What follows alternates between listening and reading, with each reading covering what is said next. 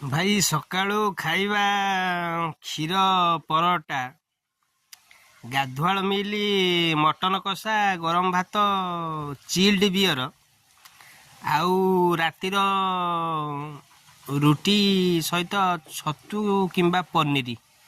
ଇଏ ହେଉଛି ଖାଇବାର ରୁଟିନ୍। ମାସକୁ ହେଲା 40,000 ଟଙ୍କା ଦରମା, ଏସି ଲାଗିଛି, ମାର୍ବଲ ରୁମ୍ ଫ୍ରି, ଆଉ କାମ ହେଲା 10ଟା ଖଣ୍ଡେ ଭାଲୁକୁ ସେଇ ଘର ଭିତରେ ପାଠ ପଢ଼େଇବା। ଜଣେ ଭାଇ ଫେସବୁକ୍ରେ ଛାଡ଼ିଥିଲେ ତାଙ୍କର ଚାକିରି ଦରକାର, ସେ 30,000 ଟଙ୍କା ଦରମା କହିଥିଲେ। ଆଉ ଚିଲ୍ଡ ରୁମ୍, ମାର୍ବଲ ରୁମ୍, ଯଦି ସେ ଭାଇଙ୍କର ଆବଶ୍ୟକ ପଡ଼ୁଛି ତାହେଲେ ଠିକଣାଟି ହେଲା ଆମର ନଙ୍ଗଳାପୁର ପଛପଟମରା ବ୍ଲକ, ପଞ୍ଚାୟତ ହେଲା ଠିଆପାଡ଼ା।